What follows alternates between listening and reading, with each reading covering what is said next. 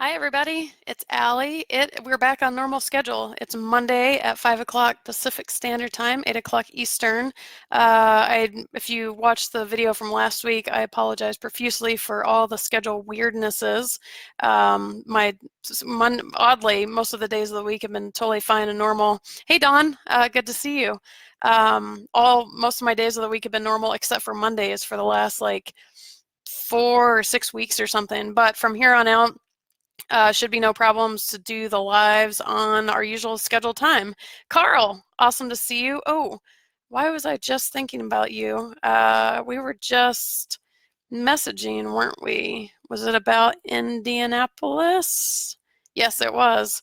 Um, we were you brought up the point of how bad reviews are on most of the turnkey providers. That is 100% true across the board, not even just Indianapolis. So I was actually going to potentially talk about that today. I think we've actually hit on it in a previous broadcast, but I never know who watches which one, so we may talk about it again. So good to see you here.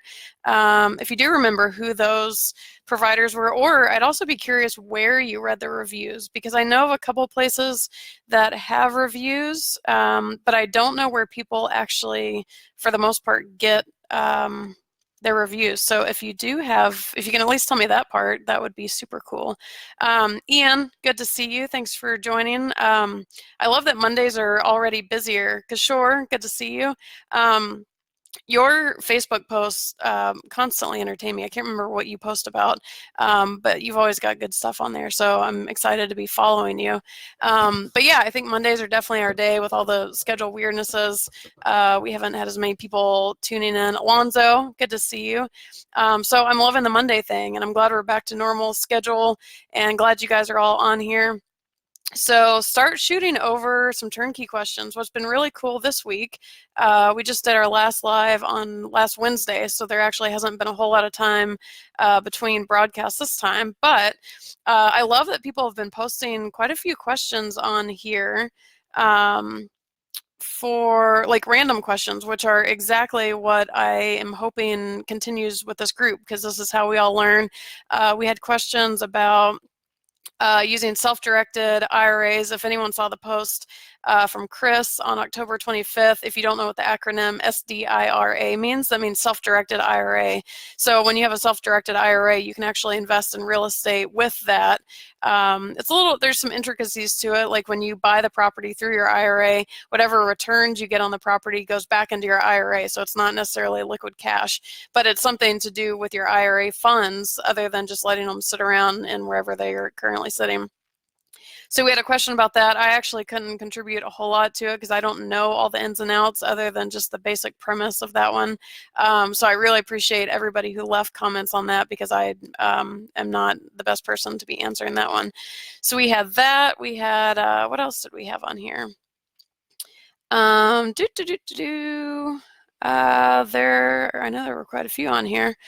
Some recommendations from Indy. We've talked about Indy. That's come up a little bit. I do want everyone to know too, I've seen a lot of people asking for referrals for companies. I do work with turnkey companies all the time, so feel free to ask me, or I can send you inventories. I can connect you with turnkey providers I like, all that kind of stuff. So yes, I'm facilitating the group, but I actually do have connections with all those people too. Drew, awesome to see you. Jonathan, good to see you. Drew and Carl, I think you guys are probably two of the originals on here. And with all the schedule weirdnesses lately, I haven't had all my regular folks lately, so it's good to have everybody kind of back in the swing of things. Drew is getting, for anyone who hasn't noticed yet, and hi, Jonathan. Anyone who hasn't noticed yet, Drew is getting pretty into not only turnkeys for himself, which you guys all know from the creative financing article, but he's starting to work with providers also. So I'm super stoked to kind of have a extra cohort along this turnkey route. I was just saying, for the people who joined, it's been exciting. People have been asking questions in the group, which have all been amazing questions, and I love that people are really responding to it, because there's lots of good information. So for anyone on here, let's see, I like the sweet.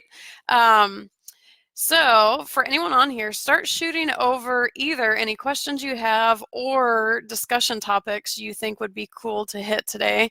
I'm feeling super energetic and rejuvenated because we are back on schedule, and it's really fun to have the crew back, and I would love to talk to you guys more. So let's really spice this up with some fun turnkey conversations. And I thought I would kick it off while people are still joining on. A question came in on one of the posts from Kyle on October 25th, for anyone who's referencing back. He said, what is everyone's strategy for diversifying with turnkeys? Do you use multiple companies, multi-state, different cities in the same state? And I thought that was a fantastic question.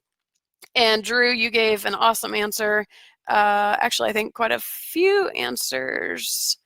Yeah, you really kept the conversation going, which is awesome. Let's see. Actually, I realize now there's some comments that I haven't seen before. Doug says we're all interested in a vested list. So a lot of you, Drew, let's connect offline. We can talk about some random stuff because I want to see what all is going on your end. But as I said earlier, for anyone watching this, I also have a list of people and or turnkey companies as well, and I know Drew is recommending really good ones also. So this actually, we could almost kind of make this a joint conversation because one question came up, or a statement. Carl and I were talking about this earlier. He was talking about looking for turnkey providers in Indianapolis and how all the ones he found had really bad reviews. And then I think that can also kind of tie into this question of what's everyone's there's diversification, it's hard to say, diversification plan with turnkeys. So that kind of leads into buying from different providers, and a lot of people in this response are asking for turnkey provider recommendations. So I think this kind of all gets grouped into one big umbrella conversation. So let's hit said umbrella conversation. I don't know why umbrella came to mind. I was just answering a question from someone on an email about umbrella insurance versus LLCs. So I think that's why I have umbrellas in my head. Okay, so diversifying with turnkeys. I put a comment in this chain with my response, but I'll kind of go back through it, is one of my recommendations, if you have money to buy 2 properties, for example, well, let me backtrack. The answer to this question kind of depends on where in the general real estate market we are. So when I started buying turnkeys, it was 2011, and Atlanta was scheduled to be a huge appreciating market, which turned out to be true because all of my turnkeys have since doubled and tripled in value. So all the predictions were there. The price to rent ratios were insane. And it was just there was no market like it. I don't know that there's been a market like it for turnkeys or for real estate in general since then. Dallas kind of came close, but Atlanta really took the cake for that. So in those circumstances, I would say don't diversify, just take advantage of the best markets. So if there is, turnkeys are in all different markets. Well, that's a little exaggerated, but they're in several different markets.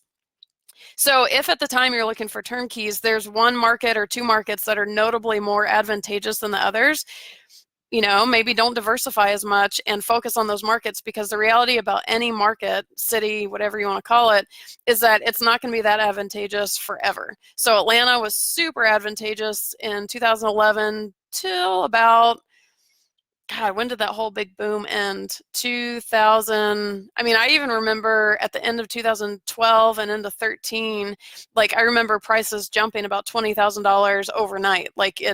You could tell when it was starting, but by 2014 and 15, it was just a completely different market. It wasn't a bad market to buy in still, but it didn't have half the advantages that it did in the 2011 to 2013 years.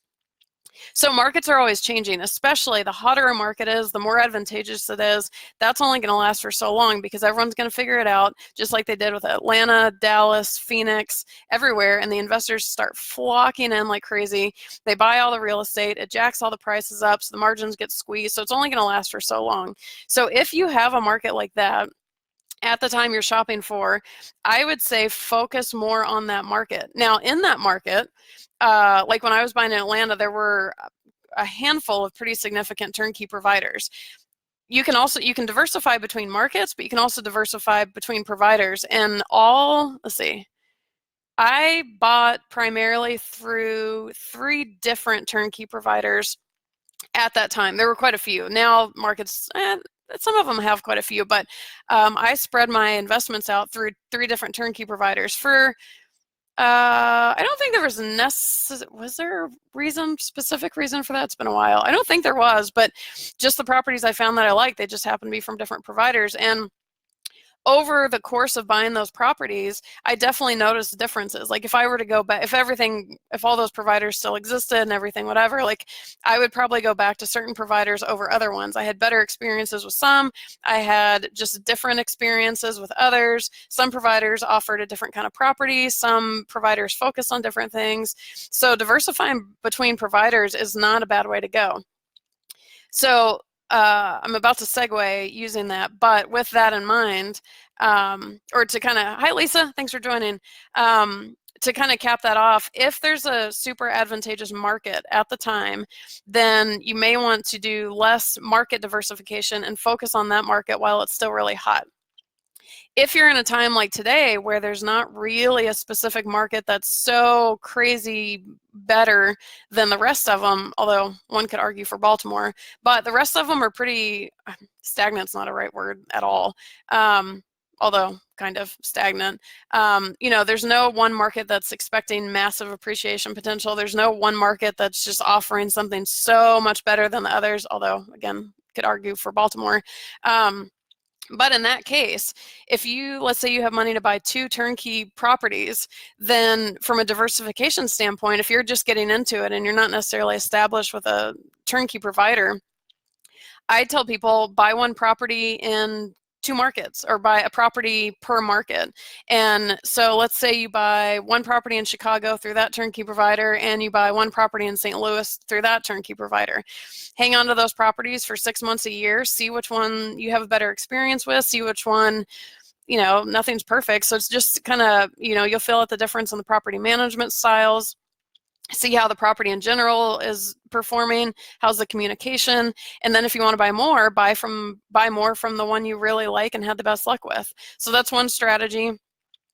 The other strategy, again, if there's a super advantageous market, just buy through there, and if you want to diversify between different providers, that's fine. But I will say, in the turnkey world, and I guess this could be said for anything in life, if you find a turnkey provider that you really resonate with and you just love working with them, which at that point is probably more on the property management side, if you're just having fantastic luck, I'm kind of a if it ain't broke, don't fix it kind of person. So if all the markets are kind of hanging tight and no one is more advantageous than the other, and you've now bought a property or 2 from a provider you really like, everything's gone well, you enjoy the communication, like it's just making your life easier, buy more from that provider, because it can be hard to come by in turnkey world that you have that graceful of an experience. So again, if it ain't broke, don't fix it is my motto, unless some other market or provider suddenly offers something so much better than what you have, then yeah, sure, go try that, see, try your hand, whatever. Hey Jacob, thanks for joining. Man, I'm seeing all the old school names, everyone that's been around from the earlier days. So I'm excited to be back on Mondays with all of you guys on here. Shoot over any turnkey questions you have, discussion topics. I was just kind of going over, I thought it was a really good start, the post from Kyle that was asking about everyone's strategy for diversifying with turnkeys. Do you use multiple companies, multi-state, different cities and same state, etc.? Yeah, so that's kind of my answer. Let's see, did I say something in here that I didn't hit on just now? Yeah, so it's going to depend on what your resources are. If you only have money to buy 1 turnkey, then you don't have to really worry about diversification. If you can buy more than 1, try a couple different providers, because, at the end of the day, you can read any review you want, you can get referrals all you want, you can do whatever, but ultimately you just don't know how the experience is going to be until you've actually done it. So if you can buy turnkeys in a couple different markets from a couple different providers, see who you like best, and then, do that. So, but the nice thing too with a turnkey and buying from the turnkey providers is you can literally buy 1 turnkey from multiple, 1 turnkey in multiple markets. let's see, am I saying that right? One turnkey per market, per provider, if you wanted to get really crazy. And because of the way it's set up, which is fairly hands-off, you should be able to have the ability to do that, which is a huge advantage over buying and fixing and rehabbing yourself, the BRRRR method. Not the BRRRR plus turnkey method, but the straight BRRRR method, because you need the resources and the teams in place. So this kind of leads into a sidebar discussion of the advantage of turnkeys. Let's say you want to go BRRRR a property, which is I have to think about how many R's: buy, rehab, rent, refinance, repeat. So basically you're doing a value add. So you're buying a distressed property, you're rehabbing it, you're doing all this work yourself, especially if you're an out-of-state investor. The key with that, with anything, is you have to have your teams in place. Like if you don't have a team as an out-of-state investor, you're screwed. So if you're a BRRRR investor, you have to put that whole team together yourself. So it would be, I mean, not impossible by any means, but it would be crazy hard to get that set up in one market, and then if another market becomes better, then setting it up in that market and constantly chasing markets. But with turnkeys, because everything is done for you, you can buy a property in every state where the turnkey providers are, for all that matters. So it makes it a lot easier. Evans, good to see you. Man, these are all you guys that have been around for so long. It's so awesome to see you back on here. I was just saying, shoot over any questions you guys have, discussion topics. I'm just kind of running through the posts in the group from this week. Or we could even shake it up. What'd you guys do this weekend? Anyone do anything fun? I'm actually still, you'll notice by the difference in background, I've been house sitting for the last 2 weeks, which has been fantastic. I don't have cable TV at my house, and I can't tell you the amount of Law and Order I have been watching for the last 2 weeks. Like it's almost, I mean, it could be hitting like record levels at this point. So I feel like I'm kind of like out in the burbs in Mayberry watching cable, and I have a regular full-size kitchen. It's been fantastic. So yeah, you guys, what'd you guys do this weekend? Anything fun? And also, with real estate and investing, one question I'd be interested in asking you guys is, with the holidays coming up, does that halt your investing, or what do you do? Home sales in general drop around the holidays because obviously everyone's busy, but you guys as investors and looking at turnkeys and doing whatever you're doing, does that slow down for you over Christmas? Which will probably lead to a later question of, do we keep doing Facebook Lives around Christmas? I guess we'll figure that one out as it goes. So, all right, what do you guys have? I feel like there was something else on here that I wanted to make sure I hit, and now I don't remember what that was.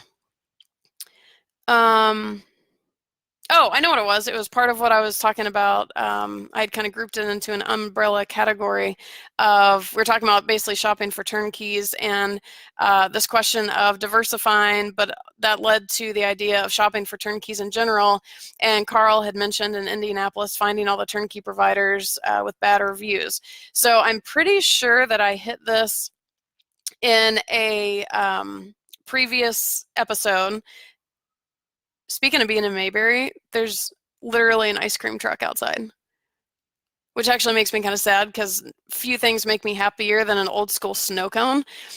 So I'm actually kind of excited that I'm on here and I can't go running out the door to chase the ice cream man for a snow cone. And I'm sure they don't take credit cards, and I would have to find cash. But I don't think I've heard ice cream truck music in forever, and it's totally outside. Anyways, so the topic came up about reviews of turnkey providers. So, I see lots of questions coming in, so I'll hit those in just a second. Most likely, and Carl, let me know, let me know where you found the reviews on those turnkey providers. Like, was it like BiggerPockets or turnkey-reviews.com or like Yelp or wherever? I'm curious where you got those. But just so you guys know, for the most part, if you look up reviews of turnkey providers, you're probably only going to find negative ones. I did put a post in the group of who are the companies that you guys are really digging, who are you liking, who are you resonating with, because first of all, I want to make sure I know about all those companies. because I want to check into them and make sure I'm up on who the really good ones are. But as far as actual reviews, it's really easy to come up with a lot of bad reviews. And the reason, in my opinion, for that is, in my experience, I've probably worked with hundreds of turnkey buyers at this point, and my experience has been that once somebody goes through the buying process once and they're satisfied with their experience, they're not really online talking about it anymore, because they kind of, when you go online, you're looking to learn things, you're looking for resources, you're trying to figure things out. And once you have all that, you don't really have much of a reason to be back on there. At least that's what I've seen with people. Typically, the people who do go back online, either, they might be looking for additional information for whatever, but they may have had a really bad experience. So there are some completely legit bad reviews of turnkey providers, 100%. I know of some of them, I know which ones are accurate, but there are also some reviews of turnkey providers that I know personally know for a fact are not the whole story. I've seen posts from people just saying they just got bent over, screwed one way or the other. And I also know the seller in that case, and I know for a fact in some of those cases that the seller bent over backwards to try and, work with this buyer, work with this investor, and the investor just wasn't having it. And, it just becomes, ultimately it becomes a he said, she said. But there are plenty of situations that I know for a fact are not accurately represented on the internet. So you kind of get, but on the same token, it's like you want to listen to reviews too, because some of them are accurate. There are some companies that you probably blatantly should not work with. I know a couple of them off the top of my head, but I'd say in those cases, there's probably a notable amount of bad reviews. And also, when you read reviews, I do this for myself on Yelp, is I really read what the person is saying. You can tell the difference between an emotional reaction and an objective reaction. And objective reactions, if I put a really negative review, I'm going to state the facts. Here's what happened. Here's whatever. Those I'll listen to. But you can tell when people are just completely butthurt and it's an emotional thing, and it's not helpful because you don't know all the sides of the stories. But this whole thing about reviews of turnkey companies, 100% true that you're probably going to find a lot more bad ones than you are good ones. And it's very unfortunate that more of the people who have had good turnkey experiences really aren't writing about it online. The best ones that I hear are from people who have had a good experience, who haven't actually bought through a company. So they've contacted them, they've shown them properties, like they haven't even bought the property yet. So it's kind of it's a weird thing with turnkeys. Carl says 100%. Oh, let's see. Let me scroll back. Bigger Pockets and Google. So Bigger Pockets, yes, for sure. And by far, there's more bad reviews. I've seen very few good reviews of turnkey providers on Bigger Pockets, period. God bless Bigger Pockets. Google, I'll have to try that. I've never actually tried to Google turnkey provider names, but I'll have to try that. 100% the same with pool companies. Probably about the reviews, I would imagine nobody posts about their phenomenal pool that they love because they're too busy swimming, would be my guess. And then someone this week mentioned a bad experience with Spartan. That blew me away as a friend, had nothing but good things to say about them. Cassandra, good to have you on here. Did anyone else join that I haven't said hi to? Yes, I agree with you on that one too. I know which review you're talking about. I also have never heard a single bad thing about Spartan either. I've only heard really good things. But this poster, and I think it's her boyfriend, both bought properties and both had the same bad experience. The only thing that confuses me about the Spartan thing is it sounds like it's a regular thing for them to sell the properties without tenants. And while I've heard all good things about Spartan, I personally would be interested in, if that's the case, are all the properties being sold without tenants? Do you have the option to not close on the property until tenants are in?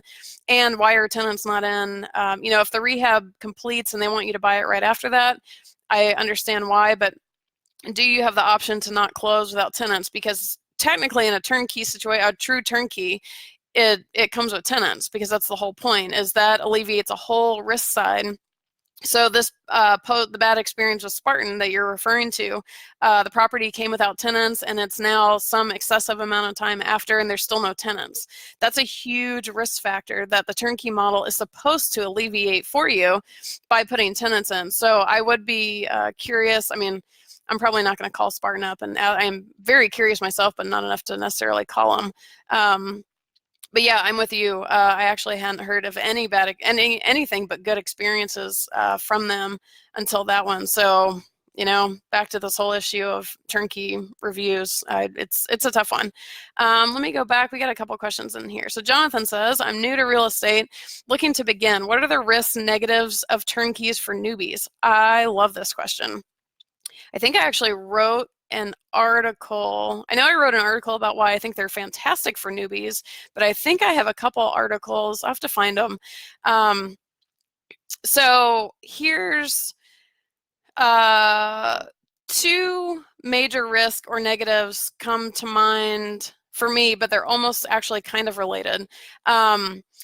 And this is going to be a fairly unintuitive answer or unobvious answer, I think. The biggest thing that I've seen people go wrong on turnkeys, especially newbie investors, because typically a super advanced investor is probably not going to buy a turnkey. Like, it's just kind of a thing. So turnkeys attract a lot of brand new investors, and which is fantastic because it allows people to get into real estate who may not have otherwise. So it's the model is fantastic for that. I don't know that I would have gotten in real estate had it not been for turnkeys, because I just don't want to fix up a house at all. I don't even like watching those shows on HDTV. I know I'm weird and not like the rest of the world, but the number one thing that I've seen go wrong for newbies on turnkeys is taking the phrase hands off way too literally. And I'm one of the culprits. Turnkeys have always been marketed as hands-off rental properties, and I'm one of the culprits. My Turnkeys 101 ebook, which it just hit me. I should offer that to you guys. Normally it's a paid deal, but I may have to think about getting copies of that over to you guys. But it's even in the title, it refers to them as hands-off rental properties, which if I were to rewrite it now, I would take that out. But there is an insinuation, fair enough, when somebody hears hands-off rental properties, that they take that very literally and they don't think their brain has to stay attached to their shoulders. So it sounds weird, but I think the marketing of turnkeys is one of the biggest problems, because it's not so much the case now, because once I figured out that this was a thing, I mean, at least for the people I work with, I started reframing my own verbiage on these things, and really trying to like hammer in that they should be hands off. Yes, absolutely. But guess what? There's humans in the equation. And my theory in life is if there's humans in the equation, who knows? Like, it's just, nobody's perfect. No operation is perfect. No property, nothing is perfect. Yes, it should be up to a certain level, and in theory, there shouldn't be anything that you have to check up on. But guess what? This is still real estate. So the second answer I was going to give, I'll tie into this one, is that newbies don't know what due diligence to do. And so while you don't have to rehab and do all these things, you need to do due diligence, because you need to verify that the property you're getting is as advertised. So this is things like the property inspection, confirming all the title stuff, which usually your lender will do if you're financing. Checking in with the property management. Who are the tenants on the property? Where's the property located? Is it just, all these things, because, again, most of the turnkey most turnkey providers, the idea is that they're not intentionally trying to sell you something, to scam you, or that's less than advertised. But again, there's humans in the equation. They might just miss something in the rehab, and that's where the property inspection comes in, for example. So more than that side, I feel like that side of due diligence is a little bit more obvious, like property inspections and all that kind of stuff. What's not so obvious about this hands-off thing is once you buy the turnkey, so turnkey is a method of buying, not of owning. Once you buy a turnkey rental property, you just own a rental property like any other rental property. The biggest thing that I've seen people do, and it has baffled me for years, is they just assume everything's taken care of them for them at all times, which again, yes, should absolutely be the case, but this is real estate and there's humans involved. So I've had a lot of people. We've even tailored our follow, if somebody I connect buys a turnkey, we send them something afterwards that says, hey, congrats on your turnkey. Here's a list of, reminders. Don't forget these things. One of them is, if a major repair is necessary, don't just pay it and suck it up. First of all, if it's pretty close to when you bought it, check in with the seller and be like, dude, what's going on? Or dear God, call your insurance company. So I can't even remember who it was, but somebody had, we follow up like 6 months later or a year after you own your property and see how things are going. And somebody told us that something happened with the dishwasher and it like flooded the kitchen and ruined everything. It was like $7,000 worth of repairs. And my first question was, oh, because I was like, how's your property going? They're like, well, mostly fine, except I had this $7,000 expense. And I was like, I'm sorry, come again? And my first question was, did you call your insurance company? And they're like, oh, no, I didn't really think about that. And it's like, of course, with an insurance company, you have to weigh out what the deductible is versus if your rates are going to raise, all that kind of stuff. But $7,000, like, come on, like, just do it. But it's this whole idea of them just kind of sitting back and being like, ho hum, just like letting the property and the world run them versus them being the boss of the property. So most of you guys probably know I'm a pilot. And we have a phrase, Carl's going to know this, we have a phrase called being ahead of the plane or behind the plane. And what that means is, like an airplane, I'm a flight instructor, I tell my students all the time, if you let it, the airplane will absolutely fly you. But no, you can't do that. Like, it's a very natural thing for pilots, especially when they're first beginning. They're about, quote unquote, behind the airplane. They get to a point in their training where they learn to be ahead of the airplane, which means they're now being proactive on everything and they're flying the airplane versus being in the state of reactivity. So if you're behind the plane, you're basically just reacting to whatever happens, and that is not, Carl, am I right? You can't be behind the airplane. It happens with every level pilot. We all kind of slip behind the airplane a little bit, but you get to the point where you can acknowledge, am I ahead of the airplane, which means I'm being proactive, or behind the plane, which means I'm being reactive. Same thing with turnkeys. For the most part, you can kick back with your shoes off and not worry about your turnkey, but you have to be willing to make a move or be proactive or react quick. And kind of the extreme of this, now that I'm even saying, is that the newbies think they're so hands-off that they don't even react when they're prompted to react. It's like, oh, I had a $7,000 repair. That sucks. Well, like, I mean, maybe that ends up being the final case, but don't settle for it. Like, don't be the victim to your own property or the victim to your property management company or the victim to, well, I've said this before, I'm not going to drop names, but there is a pretty notorious turnkey provider who supposedly, I don't know all the story, there's people for and against this, I don't know, but supposedly people closed on properties that basically didn't even exist or they weren't rehabbed. One of them had burnt down 3 days before closing, all these whatever, but like, yes, a turnkey provider should not sell those at all. However, this is that part of, like, don't kick back with your shoes off when you need to be on top of things.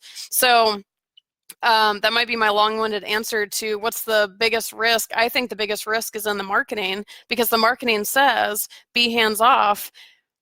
Well, okay, yes, but what I learned over the years after I labeled them hands-off rental properties is that people take that way too seriously, and I think that's a newbie error, because anybody who's been around real estate investing for 5 seconds knows, you can't just kick back. Like, maybe if you invest in notes or something, but you've got to be willing to jump on top of things. So another example being when a property management company starts to suck, which is often, you have to be willing to fire, communicate as necessary, but fire them if you need to and hire a new one.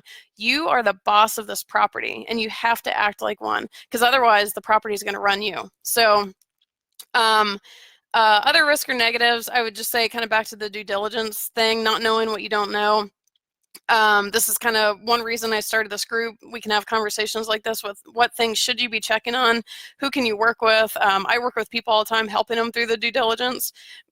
Am I missing anything else obvious? Newbie, risk, or negatives with turnkeys? I would just say it's not a risk or a negative, but there's a lot of overwhelm. There's a lot of companies out there. Who do you work with? Who do you trust? How do you know who you can trust? How do you know that what you're getting is what you're getting? How do you know what you don't know? So, I mean, overwhelm can almost be a risk or a negative, just because it's either going to cause you not to make a move or make a dumb move, or, but I mean, here's the thing. There's a risk and a negative for not only newbies in any facet of real estate investing, but any facet, but like even experienced investors. We're all going to make mistakes. We're all going to learn. So what I tell people, usually in response to like, when should you invest? Because I always say, like, get some education under your belt, like know what you're looking for, but on the same token, don't slip into paralysis analysis. Let's see, analysis paralysis, or paralysis by analysis, or whatever it's called, by trying to over figure it out, because you can only learn so much and figure so much out. So what's that balance? And I tell people, if you can legitimately explain to somebody why you're choosing to invest in a certain property, like intelligently, not just like, oh, it's pretty, intelligently reason why you're investing in a certain property, you're good to buy. You're going to learn things along the way. I bought my first turnkey 8 years ago now, in 2011, and I've been learning the whole time. Like, that's, especially on the property management front. So you're not going to be perfect. So, but the risk and the negatives, one of the best things is learn what those are, and then also learn the mitigations for those. So, I wouldn't recommend for a newbie jumping into the BRRRR plus turnkey strategy. It's riskier. There's more unknowns, so yeah, awesome question. Let's see. Carl says, how many properties have you bought from providers that you have never met in person? What kinds of things trigger you to say, yep, these are my people as a provider? I don't say, yep, those are my people for a provider. I say, yep, that's my property. This is I think I've probably said this before, and every time I say it, I hesitate to say it because I don't want you guys to take it to too far of an extreme. But technically, and this is a very technical statement, technically, the turnkey provider doesn't matter. All that matters is the property. So one of my nicest turnkeys I bought from a turnkey provider who oh man, I had drinks and coffee with him before. He's a cool guy, but from a customer service standpoint, he has made people cry. Like, he's just an asshole and just treacherous to work with. And actually the property management that came with that property it wasn't like not make you cry, but it was so horrifically terrible. I mean, it was terrible. In that equation, the only thing that mattered to me was the property. I could care less if this guy's a raging jerk. I could care less if he cusses me out. I could care less, quite frankly, if the property management sucks, because I can fire them and hire a new one. All that matters is the property. Because when you buy a turnkey property, as with any real estate deal, the people behind that deal technically don't matter. It's if that property checks out. There is so little about a property that you can't verify before you close on it. I mean, shy of like freak accidents or freaks of nature or whatever, there's very little about that property you can't verify. So if you verify everything about a property that you need to verify, the people behind it don't matter. Like, that's just kind of a fact. The reason I hesitate to say that, of course, is there is a drastic difference in your experience buying a turnkey, depending on what company you go through, period. Let me backtrack one caveat to that. The people don't matter. The people do matter if they completely screw you. That's more in the BRRRR plus turnkey role, because they have your money. But in standard turnkeys, you're not putting your money in until everything's verified anyway. So, what money you have in there is an escrow. So, or why am I blanking on escrow? Yeah. So technically the people don't matter, but your experience buying, especially as a new investor, will be drastically different depending on which company you buy through. If they are on top of their communication, if they are living up to what they say they're going to provide, if their rehabs are quality, consistent, whatever. So your experience may be drastically different. So that's why I hesitate to say technically the people don't matter, because you'll see that there's a couple of companies out there that have royally screwed people, royally. In those cases, technically the people matter. But for the most part, it's not about the people, it's about the properties. When I bought my turnkeys in Atlanta, starting in 2011, I never bought through, because I said earlier in the airing, I don't even know what I was talking about, but I bought my properties. Oh, we were talking about diversifying.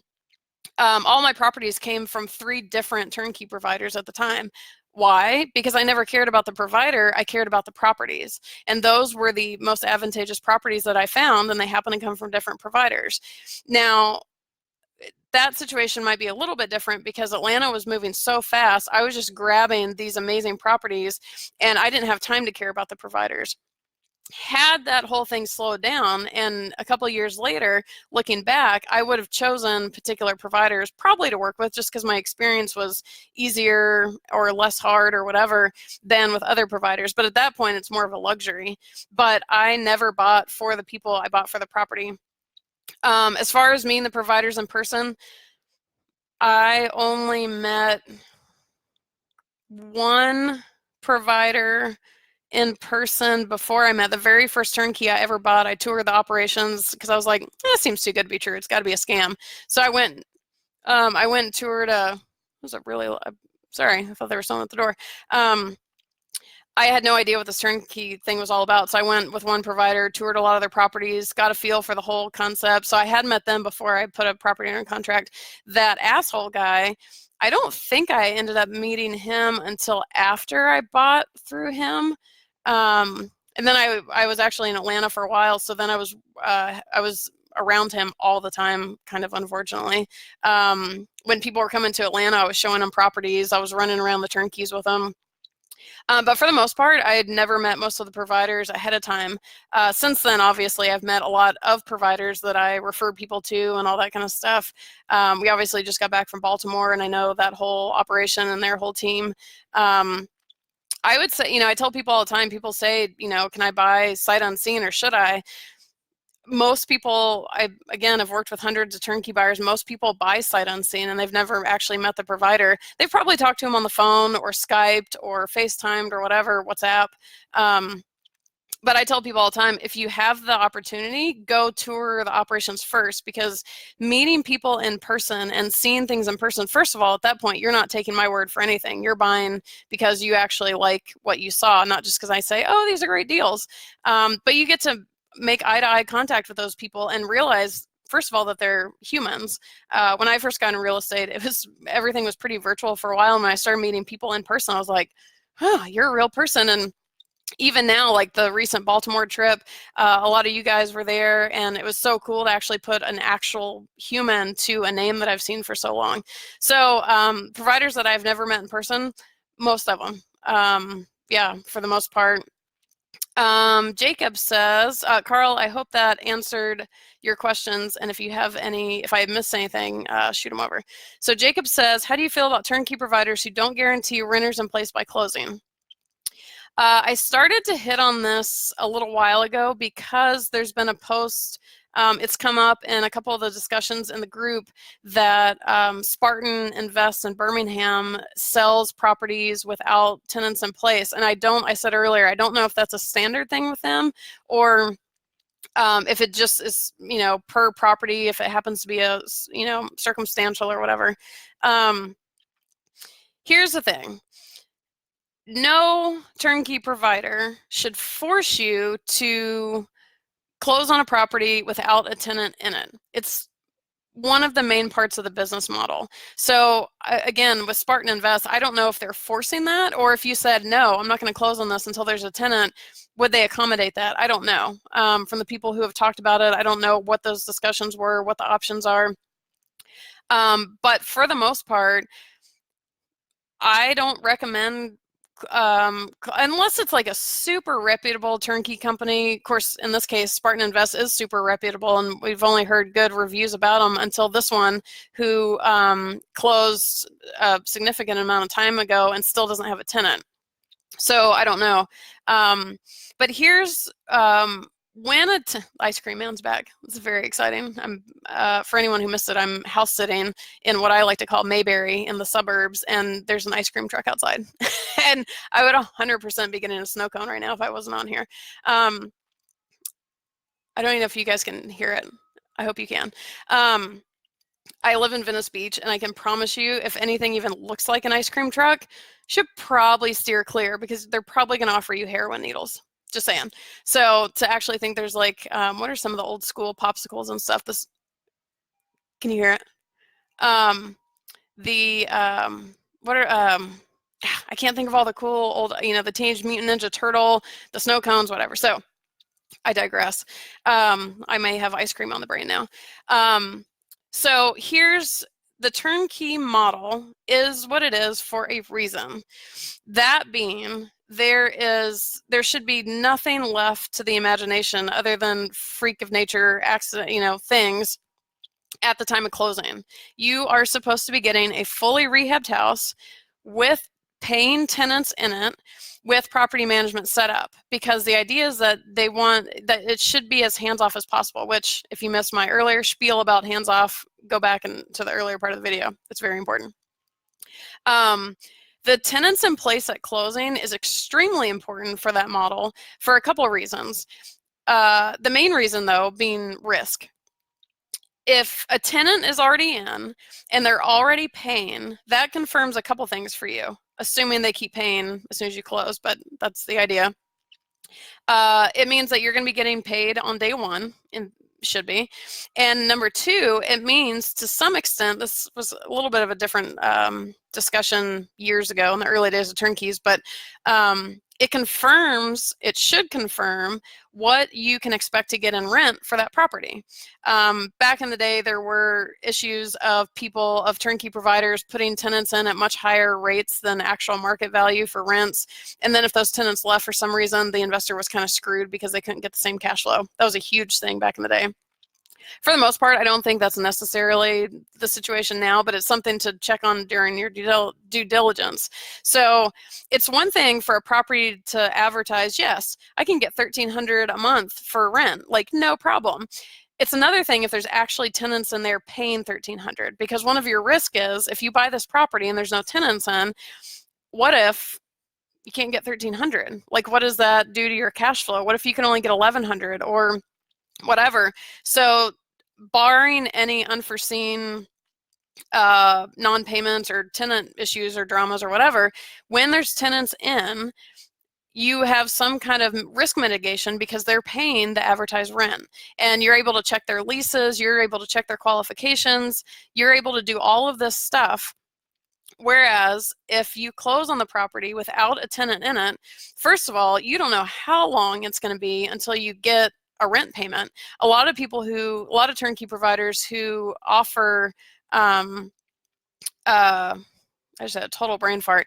A lot of turnkey providers who try and convince you to close without tenants will offer you some kind of rent guarantee, like, oh, we'll pay you the advertised rent for the first 30 or 60 days, maybe 90 days. To buffer the situation, because they know that you should be getting cash flow on day one. So if they want, it's advantageous for them. Here's why this happens. As long as a turnkey provider is still the owner of the property, their money is tied up and they can't use that for other properties. As soon as they sell you a turnkey, their money is freed back up and they can go get more properties and keep this whole snowball going. That is why sometimes they're going to be motivated to, did I just turn yellow? Weird. That's why they're going to be motivated to try and sell you the property without tenants, because it takes time to find tenants, especially qualified tenants. So all the while they're looking for those tenants, their money's tied up that they can't use otherwise. So this is the only reason it's happened in the past, is they may try and convince the investor, hey, can we please sell you your property? We'll even pay you a guaranteed rent to buffer the time it takes to find a tenant. But, what they're not going to tell you is you closing on this property is going to free our money up and we can go about our business and keep going. Because if we wait the, say, 45 days to find a tenant, that's our money is held up. So that's their motivation for doing that. But in the case of the person talking about Spartan Invest, they had a rent guarantee for some amount of time, but they're still not a tenant. So even with that rent guarantee, the couple of things that's not helping you with is, number one, confirming you're going to get tenants in that time, and number two, making sure your property managers are going to qualify them well. Hopefully they're going to let you see the applications first. Three, making sure there's even a pool of qualified tenants for this property. Number four, seeing if you can actually get a qualified tenant to pay that rate or that rent amount. Those are all mysteries at that point. If you close without a tenant, again, closing with the tenant isn't 100% guarantee of anything, but you're opening up a lot of risk pathways, thoroughways, I was going to say, but that sounded kind of nerdy before it came out of my head. Risk thoroughways. There's a lot of areas for risk when you close without a tenant. So personally, a turnkey provider would have to have an extremely good reason for me to be comfortable closing without a tenant. If they just offer a rent guarantee for 60 days and are like, oh, we 99% of the time get a tenant in 45 days, well, ask the poster in the group how that worked out. It's, it's not a guarantee of anything. If I've learned nothing else in life, and probably real estate taught me this, contracts, promises, anything barely mean anything. If somebody really wants to kind of hose you over, they're going to. And not to say the turnkey providers are trying to hose you by not putting tenants in, but there's a lot of ways to get hosed without tenants in at closing. So how do I feel about it? I wouldn't accept it unless they had some extremely compelling reason for me to do so. Or maybe they knock some price off the purchase price. I've never heard of that. Off the purchase price. Sure, maybe. I'm cool with that. But in my mind, there's very little reason why you should need to close on a property with no tenants in. Again, barring some really good reasoning from the provider. But for the most part, I don't feel good about buying a turnkey without tenants because honestly, it's half of the advantage. You're paying a premium for a property, partially because it's fully rehabbed, so that's part of it. But the idea is you're making cash flow on day one, and you just open up a lot of risk thoroughways by not having tenants in. So I will say, if anyone watches this, and actually if anyone's watching this who has dealt with Spartan Invest, I would be very curious of that conversation. Is it standard for them to sell properties without tenants in place, or is that just kind of like a one-off thing? And what did they tell you when that conversation came up? Like, did they ask you if you were cool with it? Did you try and say, no, I want a tenant? Do they allow for that? Like, I'd be curious more information from any of the Spartan people. Okay, let me make sure. Let's see. Do I have, let's see, bears? Carl, we got that stuff. Oh, we had people join. Brian, Tara, Melanie, I said this last time, Rude. No, it's Rudy. Your name's tricky when you don't put the Y on it. Rudy, Keith, and Kalani, or Kalani? Kalani, I'm assuming. Thank you guys all for joining. Sorry I didn't say hi sooner. I was on a little bit of a tangent there. Steve recently did a turnkey plus BRRRR. Took 2 months to get a tenant after rehab and found the tenant from my Facebook ad. Does that mean you found the tenant, or the property? Was there a property management company who was looking for the tenant? If so, why was it your Facebook ad that got the tenant? And I will say, for all you guys joined, I don't know when you guys joined, if you knew what we were talking about. The question was, am I cool with buying a turnkey that does not have tenants in it at the time of closing? My whole spiel about that is different for the turnkey plus BRRRRs, or the BRRRR keys, or the BRRRR plus turnkeys, or the turnkey lights, whatever phrase you want to call it. I'm certain I'm going to figure out the golden phrase to make that whole thing easier. That is a very different scenario. So just kind of a quickie on the BRRRR plus turnkeys, the BRRRR keys, we'll call them for now, are much more risky than the standard turnkeys in relation to what I was just talking about. With the standard turnkeys, when the rehab is done, when the tenants are in place, when the property managers are set up, there's very little that you can't verify about the property before you close on it. With the Berkeys, you are funding everything before any of that stuff is done. So there's several different areas of risk, which are the exact same risk components as a regular BRRRR investment, which are the rehab going over estimated cost, the rehab taking significantly longer, it taking longer to find tenants than you expect, not being able to find tenants at your projected rent amount, the property not appraising where you expect it to. Am I missing any obvious ones? I feel like there's like 5 main ones. But part of that is because when you buy the Berkey, which is basically doing the BRRRR model, you aren't going to have tenants, obviously, because the property is supposed to be rehabbed. So the whole property gets rehabbed. And then once it's rehabbed, they start looking for tenants. How long is it going to take to find tenants?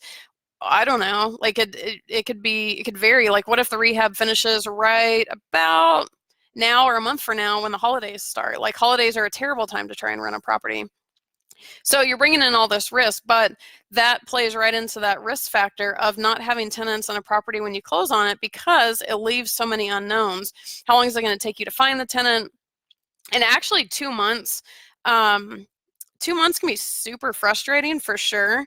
But if that means you got a qualified tenant, 2 months is actually kind of cool and standard. I've had properties actually take me more than 2 months, but one thing with property managers is you never want them to place the first person they meet or that just barely meets the application criteria. It's going to be so much better in the long run if waiting 2 months means that you have a good tenant who's going to take care of the house and hopefully stay for a long time. That's worth its money in gold. So 2 months actually, I hate to say it, is actually not on the worst end of some of the stories I've heard. But yeah, it all goes into the discussion of what are the risk factors of not having tenants and, how do those play into your,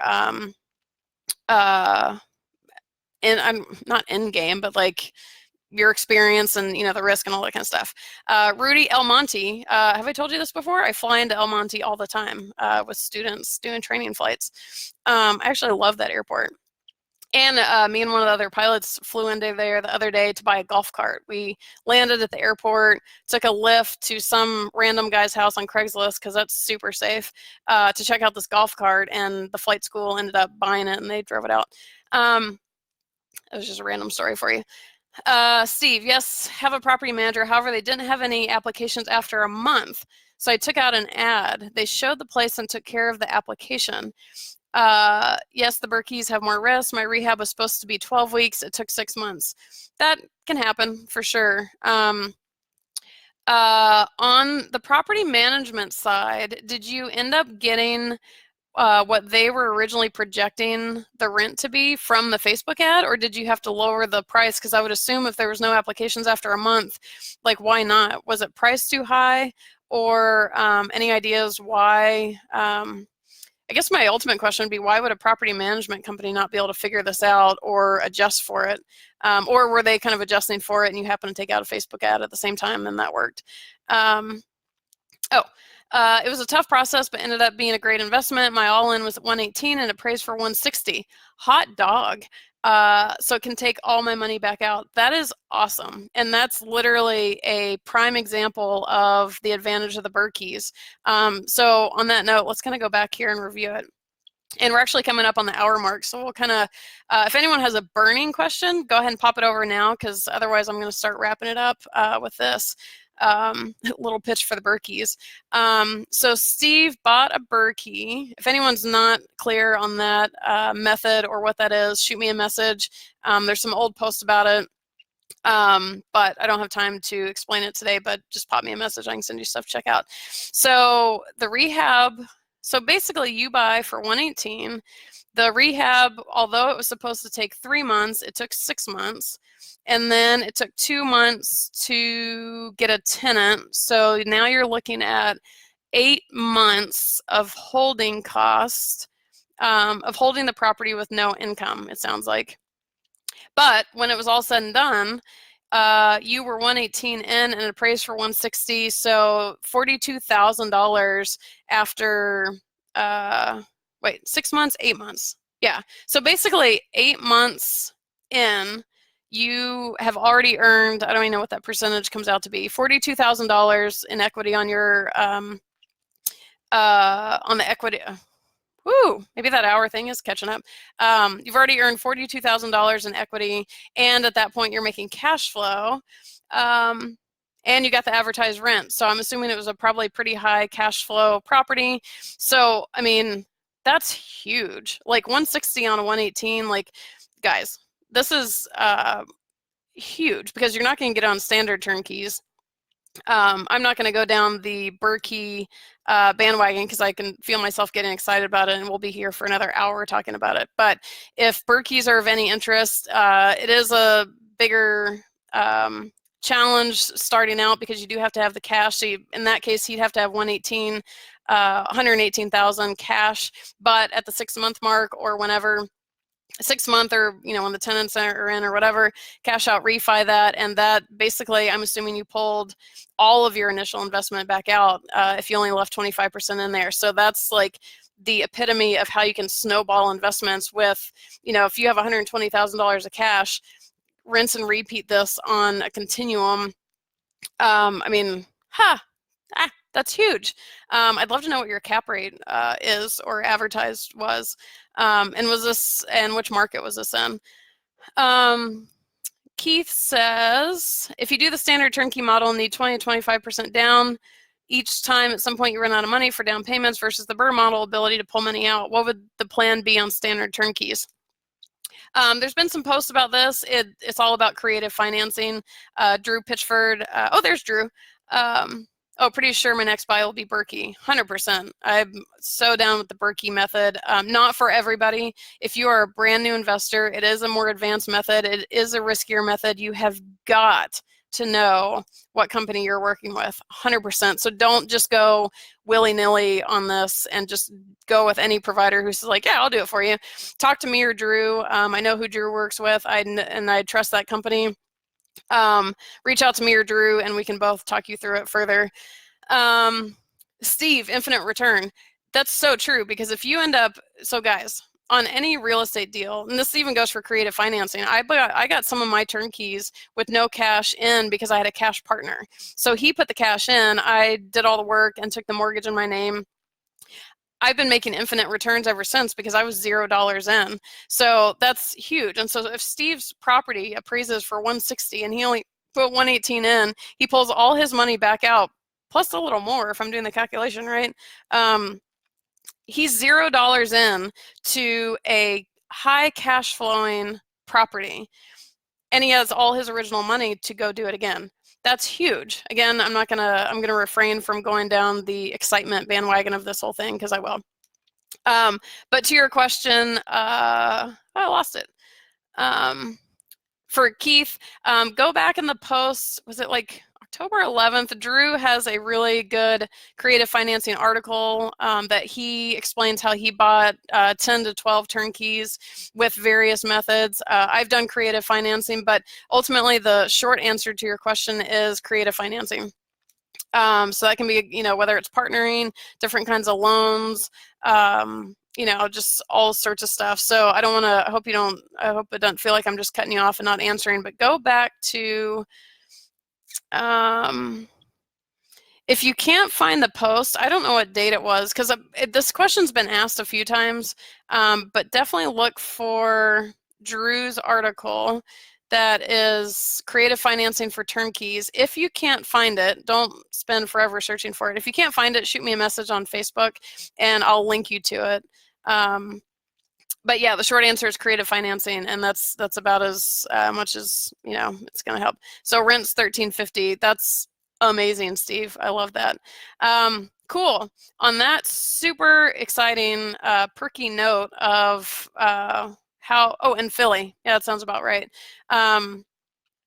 Steve, if you'll message me privately and let me know which company you did that through, I have reasons. I'm very curious for a couple of reasons. Yeah, because I'm familiar with those companies and I have experience with good ones and bad ones, and I'm kind of wondering where you fall into that because your deal sounds amazing. Um, can you sticky post? What's a sticky post? Drew, shoot me a message. Yes, I'm sure I can. I would love to do that. Oh, you mean like mark it as an announcement so it shows up at the beginning of the group? I could 100% do that. And that's actually a really good idea because I feel like we reference that article often. Yes, so if marking it as an announcement, meaning it shows up at the top of the group, is different than what you mean by a sticky note, let me know. Otherwise, I'll plan to just make it mark it as an announcement. Oh, like always at the top of the group's feed. Yeah, I think just marking it as an announcement, I can do that. So I will do that tonight or tomorrow for sure. Excellent idea. And I still want to populate things with like, I think there's like a documents option, or Facebook is not my stronger suit. So if any of you guys have any ideas like that, let me know. So on that note, I'm going to be dreaming about Steve's property tonight because I love those numbers. That sounds amazing. Steve, if you're interested in sharing who you did that through, shoot me a private message. And then Drew, yes, I will do that. And I think that is it for today. So I am so stoked to be back on the normal day and time. Thank you guys all for joining. Huge turnout compared to when the schedule is really wonky. Yeah, so next Monday, same time and place. Start stewing on your turnkey questions. Keep posting them in the group. You guys have been posting amazing questions, and even I'm learning things. So keep them coming and message me anytime if you ever want to see more properties, if you want to see inventories, if you want to talk about providers, if you want to vent about how bad reviews are on turnkeys, bring it on.